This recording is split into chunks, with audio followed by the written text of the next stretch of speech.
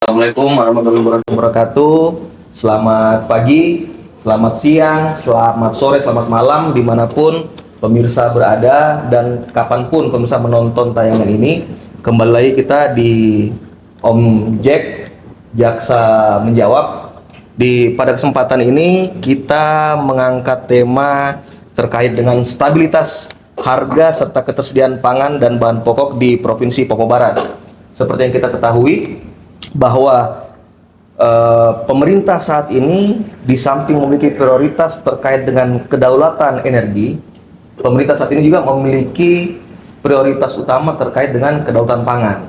Bagaimana caranya pemerintah bisa menjamin seluruh rakyat Indonesia dapat memiliki atau dapat mengkonsumsi pangan atau konsumsi yang sehat dan harganya terjangkau. Di samping harganya terjangkau, tentu saja pangan tersebut harus tersedia dan juga jalur distribusinya harus aman. Adapun potensi-potensi kerawanan tentu harus dimitigasi oleh pemerintah itu sendiri. Bagaimana kondisi tersebut di Papua Barat? Pada saat kesempatan ini telah hadir di tengah-tengah kita 3 orang narasumber. Pertama, Ibu Ruli dari Dinas Ketahanan Pangan, kemudian ada Bapak Richard dari Dinas Koprindak, dan juga ada Ibu Kepala Seksi Tata Usaha Negara, Ibu Irna, Ibu Kepala Seksi Tata Usaha Negara pada Kejaksaan Tinggi Papua Barat. Baik, Bapak Ibu sekalian, kita tidak perlu tegang, Ibu ya, kita cukup santai. Saat ini kan kita, kata Menteri Pertanian, sudah daulat pangan, Ibu. Kita kan sudah daulat pangan. Harapan kita kan daulat pangan ini kan dari Sabang sampai Merauke, dari Pulau Miangas sampai Pulau Rote. Artinya kan di Papua juga harus daulat pangan ini, khususnya di Manokwari atau Provinsi Papua Barat.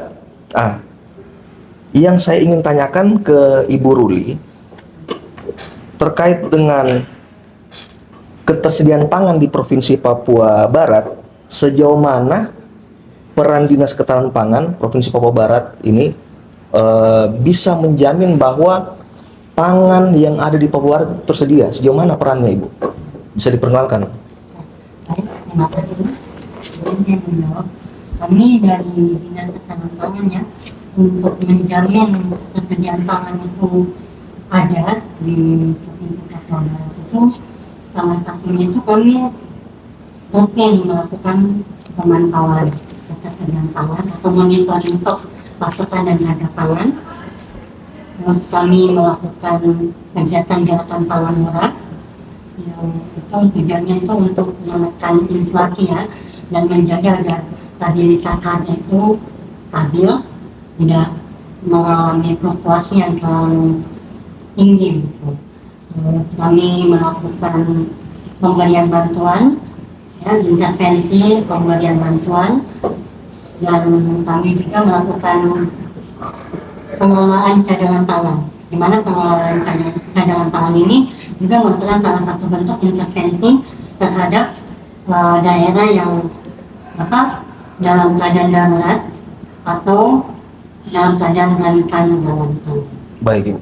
Terkait dengan rantai pasok pangan, Ibu, apakah itu juga menjadi ruang lingkup Dinas Ketahanan Pangan untuk menjaga rantai pasok agar ketersediaan pangan di Provinsi Papua Barat itu tetap stabil dan tersedia?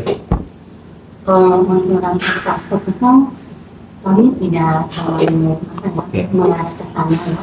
Kami hanya fokus kepada pangan itu ada, tersedia, dan pastinya dia untuk proses pengirimannya atau untuk datangnya barang itu lancar. Datangnya barang itu lancar. Tapi untuk istilahnya teknisnya bagaimana dari sana, maksudnya dari daerah asal ke sini, kami memang sudah sampai ke situ. Oh, baik, baik, Ibu. Kalau boleh tahu di Provinsi Papua Barat sebesar apa sebenarnya kebutuhan pangan dan bahan pokok yang ada di Provinsi Papua Barat kita, Ibu? Kebutuhan masyarakat saat ini sebesar apa? Kalau kebutuhannya itu tergantung dari komoditasnya ya. Iya. Kalau ya. Tapi Berarti kalau masing-masing komoditas punya beda-beda besaran kebutuhannya. Nah, kami khususnya dari sektor ketersediaan pangan itu kami ada melakukan perhitungan proyeksi neraca pangan. Oke. Nah, perhitungan proyeksi ini kami melakukan proyeksi selama setahun, ya. Nah, dalam perhitungan itu kami nanti untuk proses ketersediaan kami melihat dari asal ketersediaannya itu, apakah dari produksi, dari stoknya, dan dari yang masuk. Sementara untuk kebutuhannya itu kami menghitungnya dari konsumsi rumah tangga dan konsumsi non rumah tangga. Oke. Terkait dengan neraca ini Bu, berarti masing-masing komoditi itu bisa berbeda kebutuhannya. Ya, berbeda. Kira-kira untuk di Provinsi Papua Barat, komoditas apa yang kebutuhannya paling besar oleh masyarakat? Kalau sebetulnya paling kalau berdasarkan data ya, yang utama beras. Beras Ibu ya. Kemudian diikuti yang kedua? Yang lainnya tuh ada daging, telur, minyak masuk kan? ya, minyak, termasuk juga. Hampir semua komoditas pangan strategis itu ada jumlah kebutuhannya ada, tapi berbeda. Berbeda. Ya, besarannya. Gitu. Tapi yang paling utama menjadi kebutuhan masyarakat Papua Barat saat ini adalah beras, daging, telur, dan minyak, Ibu ya. Baik. Terkait dengan bersumber dari manakah beras ini, daging ini, telur ini, dan minyak ini, apakah itu juga masuk dalam ruang lingkup pantauan dari Dinas Ketahanan Pangan? Ya. Makanya kami hanya mengetahui berdasarkan informasi dari pelaku usaha atau distributor bahwa kayak semacam beras, itu mereka datangkan dari luar itu dari Jawa Timur, dari Makassar. Sebatas itu aja. Oh, dari Jawa Timur dan Makassar ya, paling banyak Ibu ya? Untuk beras. Ya, tapi secara keseluruhan juga hampir rata-rata semuanya itu dari Jawa Timur, dan sebagian dari Sulawesi Selatan. Sulawesi Selatan. Nah, berarti Jawa Timur dan Sulawesi Selatan ini salah satu penyumbang komoditas beras, Ibu ya, di Provinsi Papua Barat. Kemudian Ibu,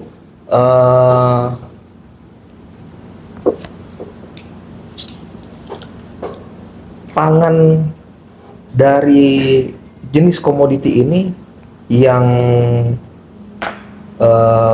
apakah dari jenis komoditi ini ada juga yang bersumber dari dalam Provinsi Papua Barat?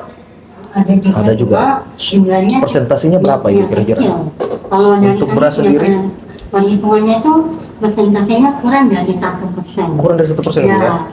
Kami untuk produksi di Papua Barat ini sangat minim, maksudnya sangat rendah, tidak mampu untuk mencukupi kebutuhan masyarakat. Baik. Jadi akhirnya kan bergantung dari luar, harus mendatangkan dari luar. Baik, itu khusus untuk beras Ibu? Hampir semua. Daging, telur, dan minyak. Kalau daging sapi, karena ada ketentuan tidak boleh mendatangkan daging dari luar, jadi misalnya dagingnya hanya dari dalam. Dari dalam lokal ya, semua. Daging lokal. Oh, jadi daging yang ada dikonsumsi oleh masyarakat kita ini sekarang itu daging lokal semua. Kita tidak mendatangkan dari luar Ibu ya. Baik. Terkait regulasi itu ya, ada aturan. Boleh di-spill Ibu aturannya apa itu Bu? Lupa ya. Tapi ada. Nanti di peternakan kami. Ya, kami hanya mendapatkan informasi seperti begitu. Tapi untuk regulasinya memang kami tidak. Itu kan untuk daging sapi. Kalau daging ayam, karena kan konsumsi ayam cukup besar Ibu. Kalau daging ayam sebagian besar dari lokal ada, tapi itu minim, kecil ya, tidak mencukupi, jadi harus didatangkan dari luar. Cuma kalau yang didatangkan dari luar ini sebagian besar tuh yang daging ayam beku. Daging ayam beku. Tapi kalau untuk yang lokal ini kan yang ayam segar. Ayam segar. Jadi itu kan jumlahnya terbatas, ya. Makanya harus diimbangi dengan yang dari luar yang bentuk beku itu. Baik Ibu. Kita tahan dulu di Ibu, kita beralih ke Pak Richard. Pak Richard, kalau tadi dari Dinas Ketahanan Pangan terkait dengan menjaga ketersediaan, perannya sudah disampaikan oleh Ibu Ruli. Sekarang dari Dinas Koperindak untuk menjaga stabilitas harga Pak di Provinsi Papua Barat, sejauh apa dan seperti apa peran Dinas Perindustrian dan Perdagangan Provinsi Papua Barat untuk menjaga stabilitas harga di Provinsi Papua Barat? Baik, terima kasih Pak buat waktu yang diberikan pada saya. Kalau sejauh ini kami dari dinas yaitu kami melakukan pemantauan harga melalui SP2KP, yaitu Sistem Pemantauan Pasar dan Kebutuhan Pokok Kementerian Perdagangan Republik Indonesia. SP2KP Pak ya? SP2KP. Ini langsung di bawah kementerian Pak? Langsung di bawah Boleh di Kementerian. spill Pak, Kementerian Kementerian Perdagangan. Perdagangan. Ya. Kemudian selain itu Pak ada Perlu mungkin saya jelaskan sedikit terkait SP2KP ini, karena SP2KP ini miliknya kementerian itu harga harian. harga harian. Harga harian di pasar yang kemudian langsung di upload setiap harinya di aplikasi tersebut.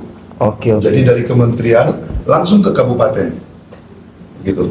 Jadi yang update harga harian ini adalah kabupaten atau kementerian? Kabupaten. Kabupaten. Kemudian diupload di SP2KP ini. Betul. Oke. Kemudian menjadi konsumsi untuk data secara nasional ya Pak ya? Betul Pak, karena base dari perhitungan data dari inflasi juga diambil dari SP2KP. Iya Pak. Baik. Berarti Pak mohon diinformasikan ke kami juga Pak. SP2KP ini sudah sejak berapa lama Pak digunakan di Kementerian Perdagangan dan Dinas Perindustrian dan Perdagangan? Baik Pak, saya juga sebelumnya minta maaf, jangan sampai salah menjawab. Saya juga baru dilantik di bidang tersebut. Tapi kalau tidak salah sudah sejak 3 tahun lalu. Sejak 3 tahun lalu Pak ya? Selama anggaplah kurang lebih 3 tahun Pak, kurang lebih 3 tahun. Kira-kira SP2KP ini Pak, itu manfaat yang bisa dirasakan bagi dinas untuk memudahkan, ini kan pasti kan untuk memudahkan Pak. Itu manfaatnya apa saja Pak? Di samping misalnya bisa mengakses harga nasional dan lain sebagainya, ataupun bisa memperkirakan potensi-potensi kerawanan ke depannya, ada manfaat apa lagi Pak dari SP2KP ini? Jadi karena itu merupakan data real, data harian, dari situlah kita bisa mengukur atau melihat bahwa fluktuasi harga ini seperti apa. Baik. Jadi kami pun membuat rekapan dari situ ketika suatu saat ditanya terkait apalagi menjelang HBKN. Itu kan biasanya kenaikan harga. Nah dari situlah kita punya basic untuk melihat fluktuasi harga pasar. Baik, baik Bapak. Kemudian kalau tadi Ibu Ruli menyampaikan bahwa yang menjadi konsumsi utama di provinsi ini, di provinsi Papua Barat Daya ini kan beras, telur, daging, kemudian minyak. Bagaimana Pak fluktuasi dari 4 komoditas utama yang menjadi konsumsi utama masyarakat kita ini Pak? Fluktuasinya sejauh ini seperti apa? Apakah sangat fluktuatif atau seperti apa? Nah, kebetulan ini saya punya data yang di 3 bulan terakhir ini sebenarnya tidak terlalu, fluktuasinya tidak terlalu jauh. Itu ada di 1, 2, 3, 4, 5, ada 6, ini ada 6 komoditi. Komoditi Pak ya? Itu ikan teri, daging ayam kampung, cabai merah keriting, cabai merah besar, cabai rawit merah, dan cabai hijau. Ini yang fluktuatifnya. Ikan teri, cabai rawit, cabai merah besar, cabai hijau. Ini yang fluktuatifnya lumayan. Tapi kira-kira Pak, menurut pandangan Dinas Perindak, dengan fluktuatifnya 4 komoditi ini, Pak, apakah masyarakat berpengaruh signifikan terhadap daya beli masyarakat, Pak? Jadi kalau kita lihat dari data ini Pak ya, apalagi kan kita orang timur Pak, kalau tidak ada cabai Ibu, aduh tidak makan katanya. Tidak pedis, tidak makan. Harus ada rica. Jadi sebenarnya ini kan juga tergantung musim panen. Iya. Itu dampak-dampaknya sehingga tergantung dari musim panen, dan fluktuatif ini ada kenaikan, ada juga penurunan. Oke. Jadi dari fluktuatif ini saya rasa tidak terlalu berdampak, karena di mana ada harga itu dia naik tidak terlalu besar, kemudian turun juga. Tidak terlalu tajam. Tidak terlalu tajam juga. Baik, baik. Apa saja Pak yang menjadi faktor sehingga tren fluktuatif beberapa komoditi tadi itu terjadi Pak? Apa faktornya Pak? Ya itu bisa dari musim panen juga. Musim panen, Pak ya. Dari musim panen. Terus kalau kayak ikan ini kan biasanya tergantung cuaca juga. Iya Pak. Itu mempengaruhi hasil tangkapan kan. Nah, hal lain yang bisa membuat fluktuasi harga kadang bisa naik, kadang bisa turun. Baik, baik, baik. Oke, kita tahan dulu di Pak Richard. Saya ke Ibu Kasih Tun Ibu Kasitun pada bidang perdata dan tata usaha negara. Baik, Ibu mungkin bisa di-spill Ibu kepada kami agar masyarakat juga bisa tahu terkait dengan mengendalikan ketersediaan, kemudian mengendalikan fluktuatif harga yang kemudian bisa mendukung program ketahanan pangan nasional. Apa sebenarnya peran dari bidang perdata dan tata usaha negara ini, Bu, terkait dengan hal itu? Terima kasih Pak Prima, host yang luar biasa. Kami bidang perdata dan tata usaha negara atau dalam hal ini terkenal dengan bidang Datun, kami menjadi anggota tim pengendalian inflasi daerah, sehingga dalam hal ini diharapkan bisa memitigasi resiko yang ada baik terhadap ketersediaan pasokan itu sendiri maupun fluktuasi harga yang seperti telah disampaikan oleh narasumber yang lain. Demikian. Iya. Terkait dengan melakukan mitigasi, Ibu, kira-kira apa saja ketika misalnya ada risiko yang kemudian itu diramalkan ataupun mungkin terjadi oleh dinas, kira-kira apa saja layanan yang ada di bidang perdata dan tata usaha negara yang bisa dimanfaatkan oleh dinas ketahanan pangan atau dinas Koprindak itu sendiri? Layanan bidang Datun sebenarnya dengan mudah dapat diakses oleh baik Dinas Ketahanan Pangan maupun Disperindak.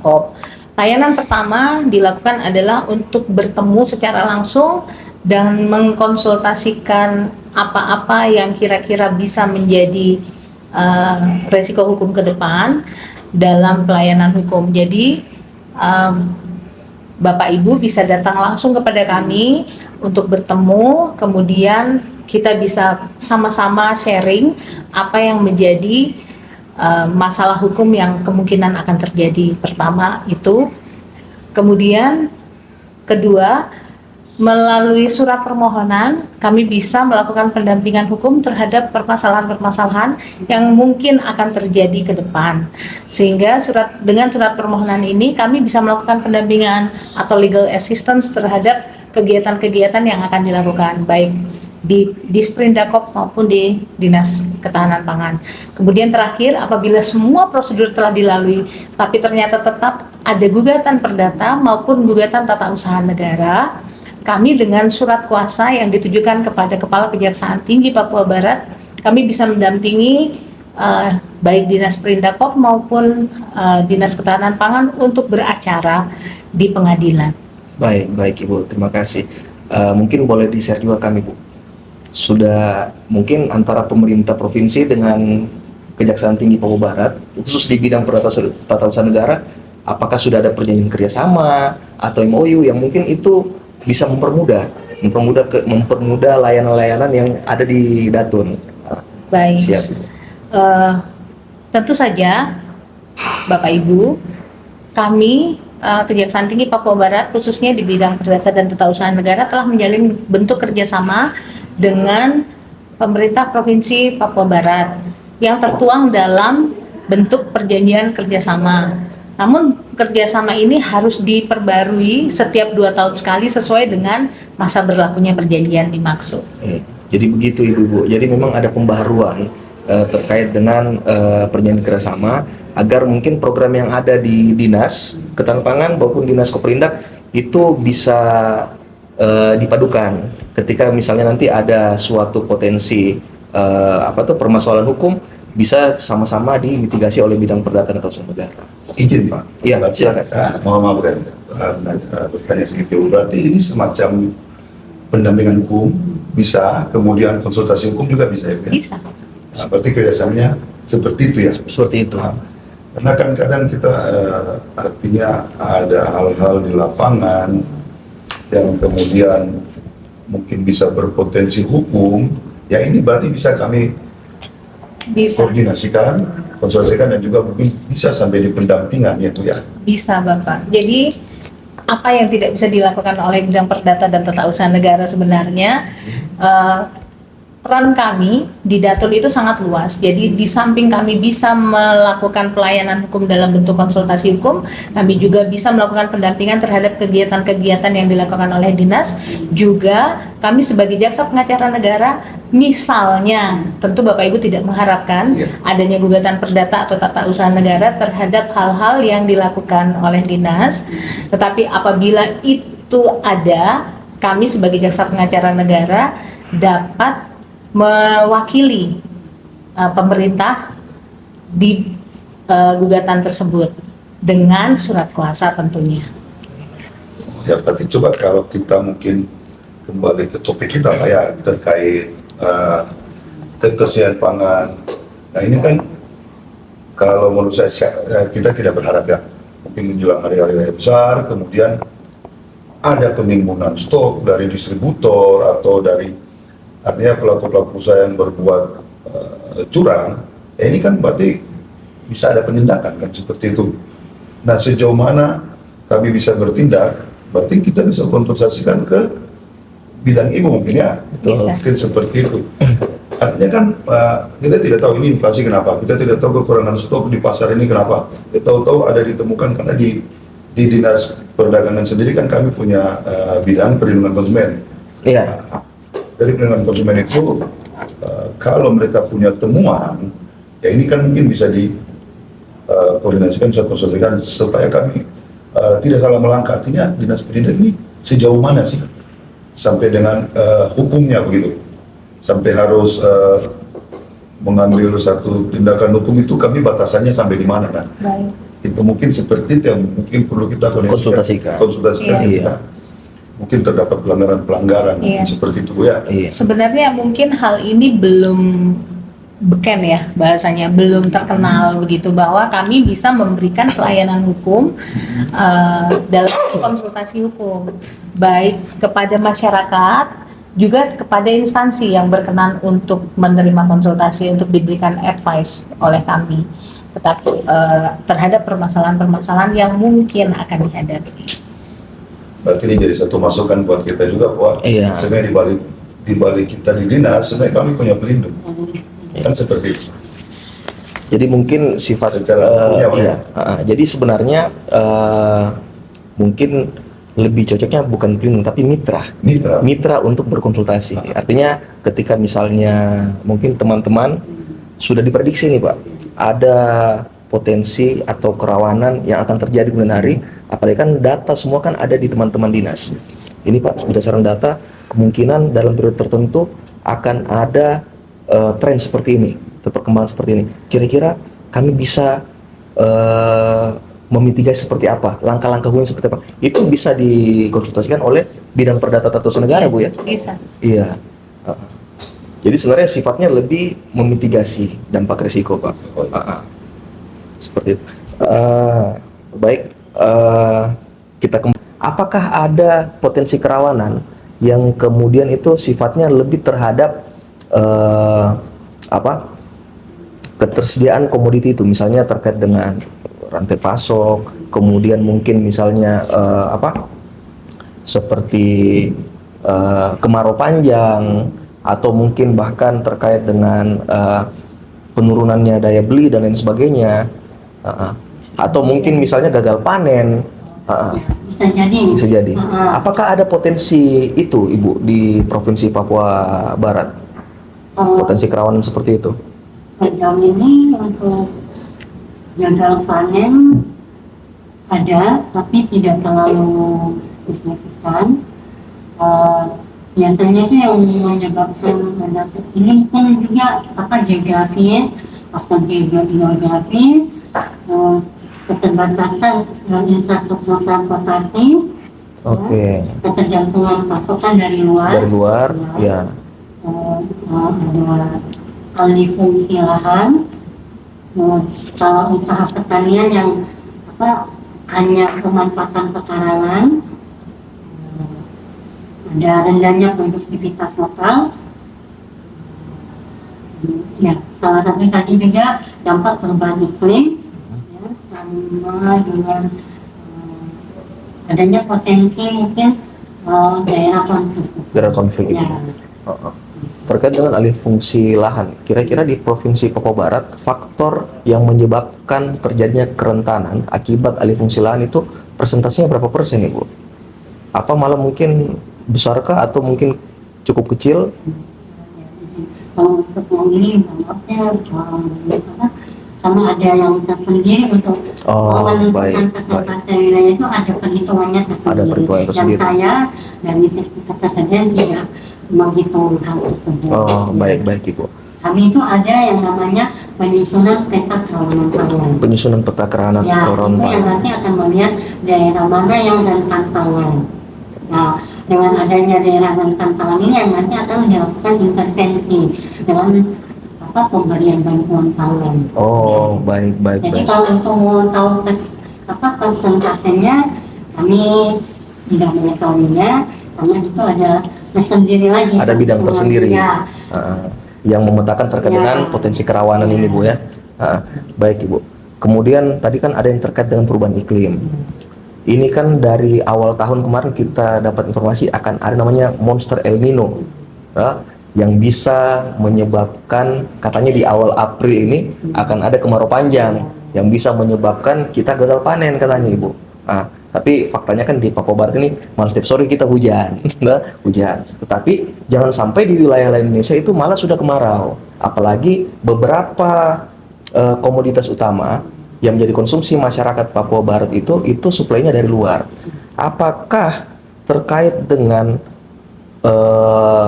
ramalan BMKG akan adanya El Nino besar ini yang kemudian bisa menyebabkan kemarau panjang di wilayah lain dan akhirnya gagal panen, itu apakah juga menjadi salah satu potensi kerawanan di Papua Barat? Bisa jadi, Ibu ya. Kira-kira bagaimana cara memitigasinya, Ibu? Ya itu mungkin nanti untuk memitigasinya itu mungkin dari pemetaan itu. Pemetaan itu ya. Pemetaan daerah rawan pangan salah satunya, dan kita pembuatannya di cadangan pangan ya, dalam penambahan volume cadangan pangan khususnya beras, bekerja sama dengan Bulog. Itu mungkin salah satunya. Sebenarnya beberapa yang bisa kita lakukan. Baik Ibu. Kemudian Ibu, apakah ada praktek-praktek penimbunan saat ini terkait dengan bahan pokok akhirnya yang menyebabkan masyarakat Papua Barat sulit mendapatkan komoditas-komoditas tertentu? Pernah tidak ke Dinas Pertanian Pangan mendapatkan laporan apakah ada praktek-praktek penimbunan oleh pelaku usaha kah atau orang per orang? Sejauh ini kalau kami melakukan pemantauan, kami belum mendapatkan positif, Bu ya. Itu kalau yang kami malah dengar itu dari pedagang misalnya itu barang itu ada tersedia dengan harga yang mungkin stabil, tapi daya beli masyarakatnya yang kurang. Mereka keluhkan, maksudnya keluhan dari pedagang ini. Pembelinya kurang. Itu yang sejauh ini yang informasi yang kami dapat. Tapi kalau terkait penimbunan, selama kami melakukan pemantauan, kami belum mendapatkan informasi. Baik Bu, tapi nanti kita kunci terakhir, apakah kira-kira dari Dinas Ketahanan Pangan seperti apa proyeksi ketahanan pangan kita sepanjang tahun 2026? Apakah masyarakat Provinsi Papua Barat ini insya Allah bisa terjamin ketersediaan pangannya sepanjang tahun 2026?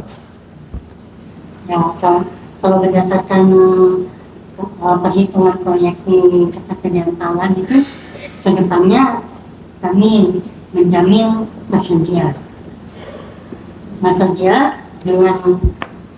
dengan catatan bahwa pemasukannya itu lancar.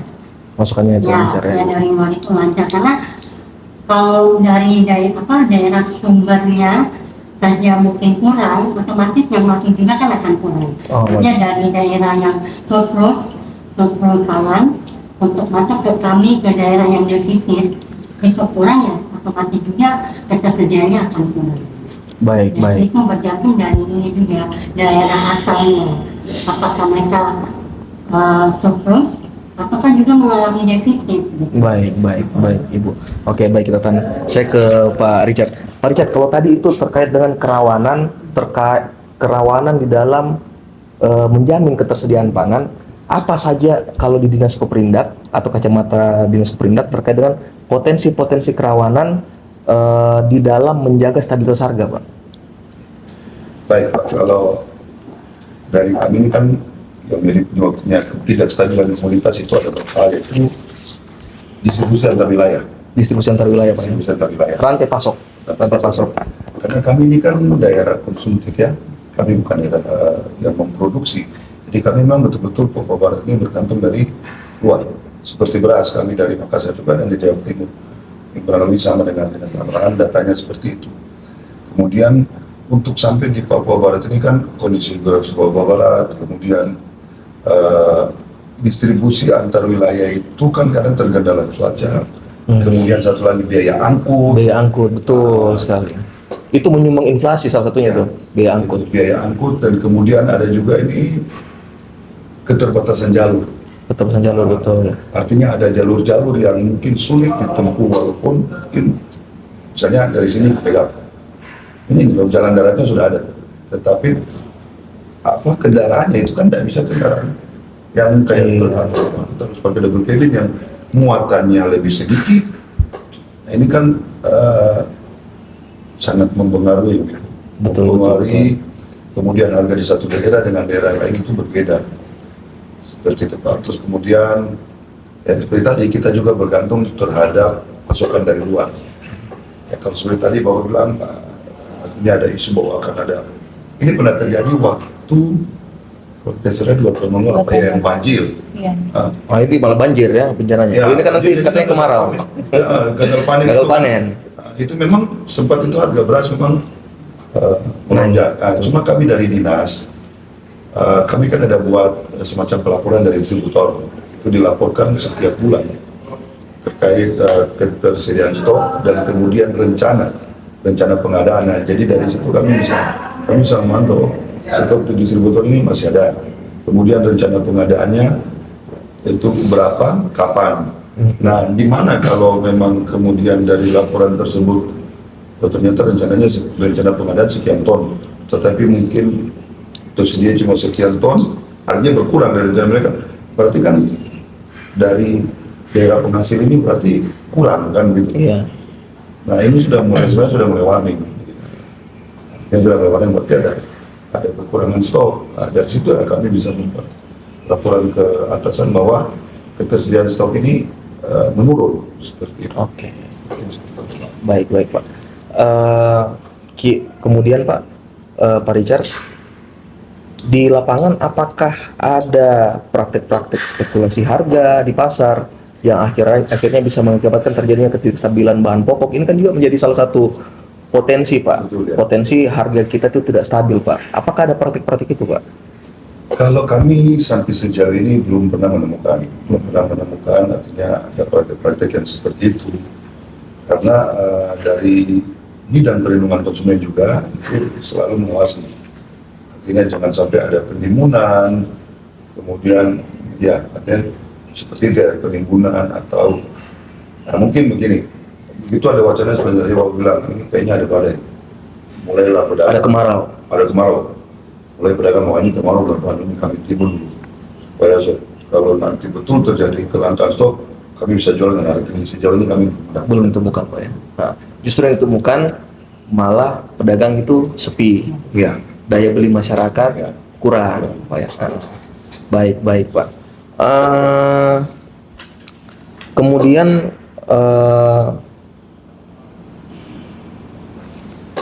apakah ada apa saja Pak terkait dengan langkah-langkah mitigasi Pak yang tadi resiko-resiko atau kerawanan yang Bapak sebutkan tadi, langkah-langkah mitigasi yang dilakukan oleh dinas itu seperti apa Pak untuk menjamin bahwa harga ini tetap stabil, kalaupun misalnya ada fluktuasi itu tidak terlalu tajam turun atau tidak terlalu tajam naik Pak. Nah, terus yang kedua, tentu kan Dinas Koperindak tidak bisa berjalan sendiri Pak. Kira-kira mitra-mitra yang menjadi rekanan dari Dinas Koperindak untuk menjaga harga yang tetap stabil, siapa-siapa saja Pak? Baik. Ya, Pak. Jadi untuk menjaga itu kami selalu melakukan pengawasan perdagangan barang ya Pak. pengawasan ya, termasuk dari harga-harga harian yang ada di SP2KP itu. Kemudian kami melakukan pemantauan juga, kemudian bersama tim TPID, kami selalu bersinergi untuk menjaga supaya harga ini tidak terlalu menjadi inflasi di Papua Barat. Kemudian kami juga ada pasar murah. Nah, di situ diharapkan supaya harga itu bisa stabil dengan pelaksanaan pasar murah seperti itu. Kalau kami mitra mungkin sejauh ini Bulog mitra ya. dengan Bulog ya. Oke. Karena dari Bulog lah itu kami bisa ya bekerja sama untuk standar harga head itu Harga head. Iya. dengan Bulog. Baik, baik. Baik. Oke, kita kan Ibu Kasitun, nah, ini kan baik dari Dinas Ketahanan Pangan, Dinas Koperindak, ini kan sudah memetakan apa saja kerawanannya dan kemudian langkah-langkah mitigasinya. Kira-kira dari bidang perdata dan tata usaha negara,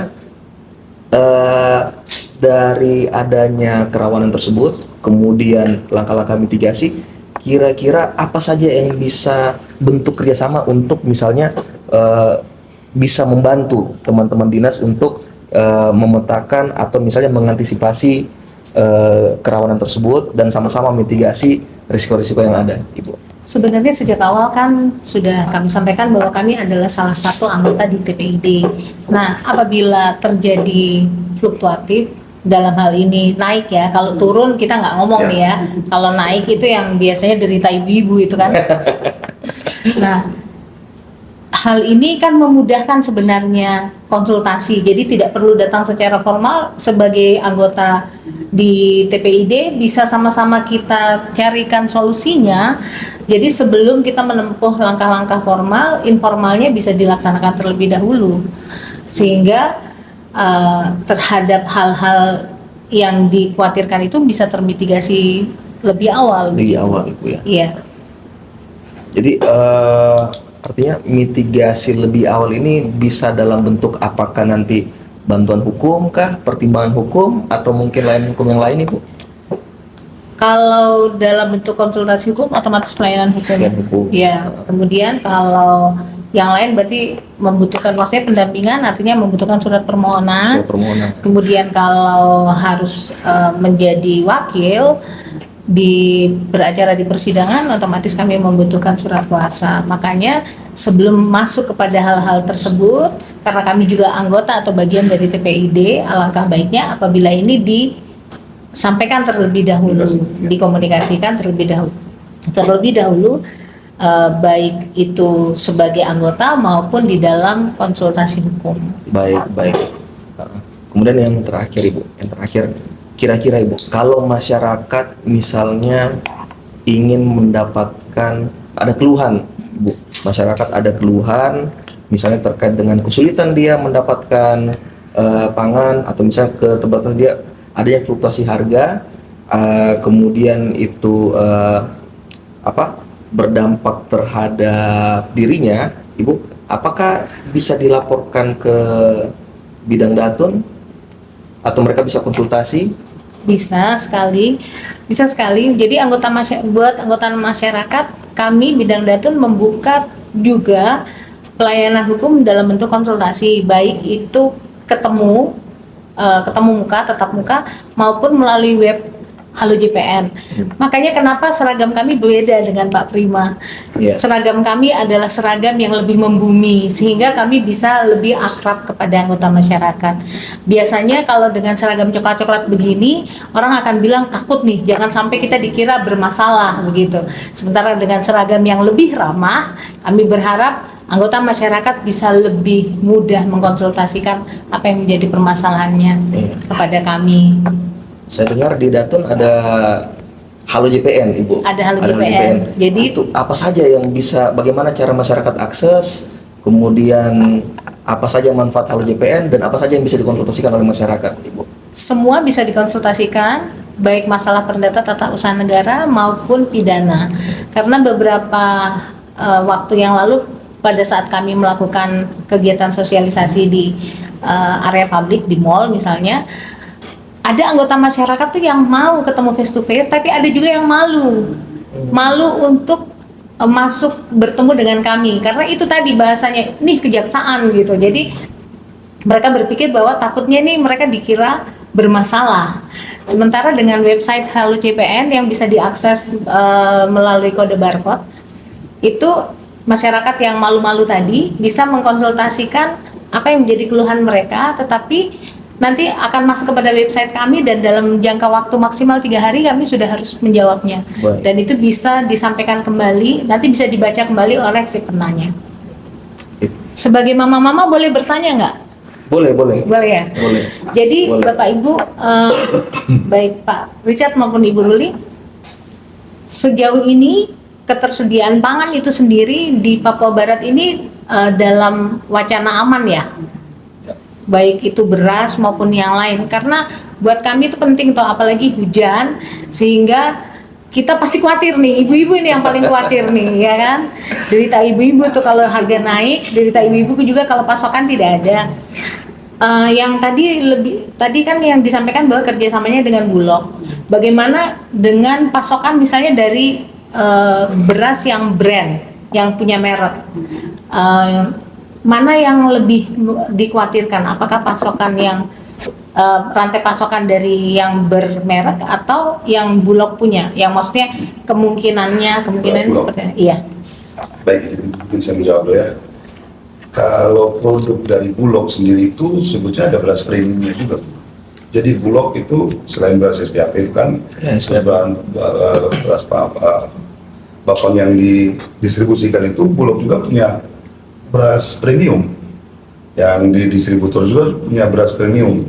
Jadi selama ini stok di Bulog itu bukan cuma beras Bulog. Jadi kalau kita menanyakan ketersediaan stok dan Bulog menyampaikan aman, itu sudah meliputi semua, termasuk beras premiumnya. Begitu juga dengan di distributor. Jadi data kami itu setiap bulan selalu masuk dari distributor mengenai ketersediaan dia dan ketersediaan stok dan kemudian rencana pengadaannya. Oke. Dan kami juga sering berkomunikasi dengan distributor apabila kalau mereka menemukan kelangkaan dari daerah produsen, tolong kami segera dikabari. Itu cara kami supaya kami lebih respon lebih cepat, karena bahwa oh ini berasnya lagi langka ini dari daerah Jawa penghasil. Timur misalnya. Mungkin seperti itu.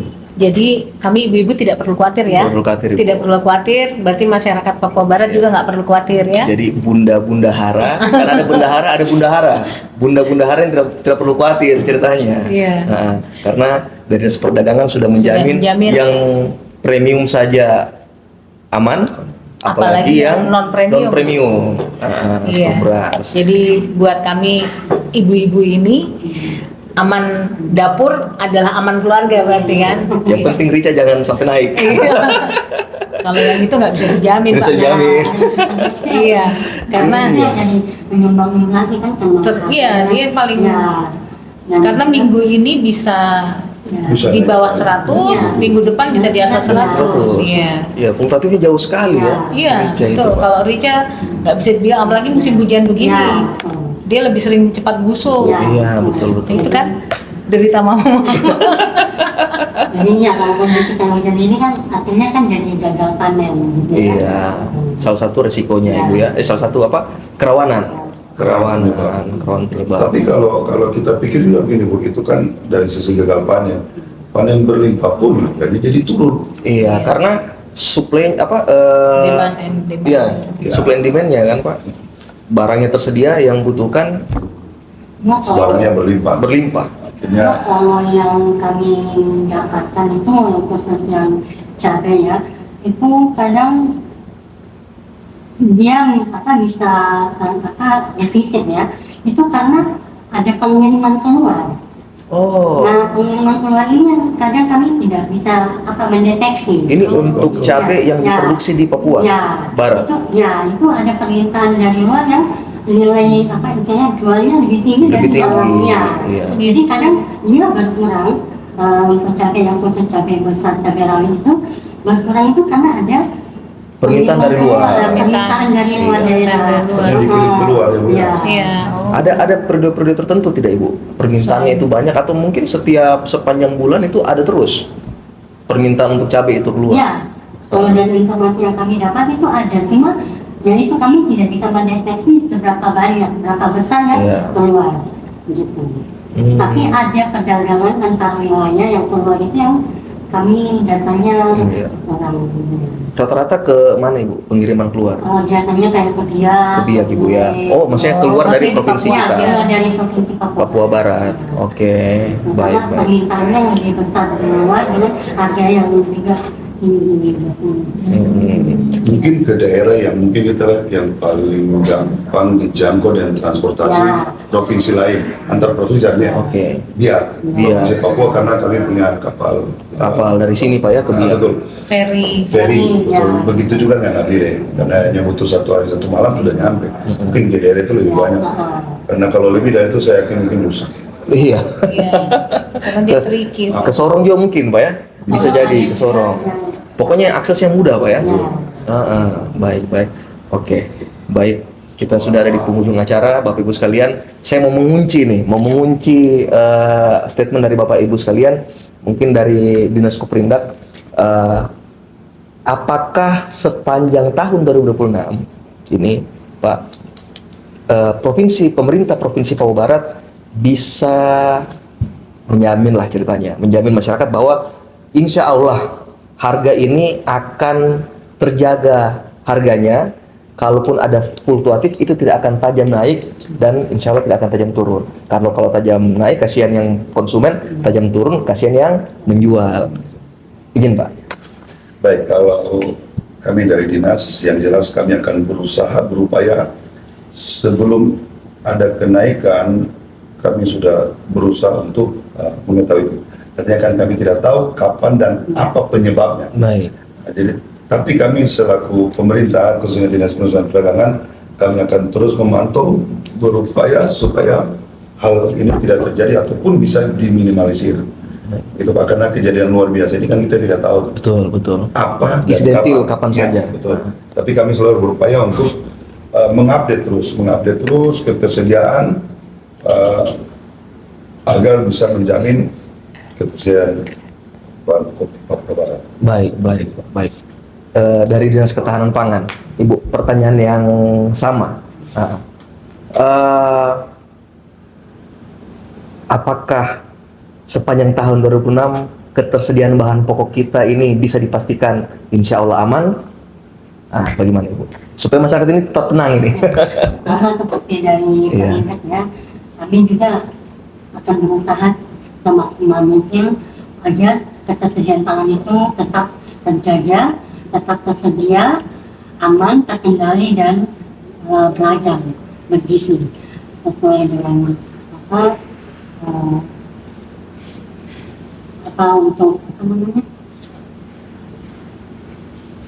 konsumsi. Pola konsumsi, Ya, ya. B2MA itu.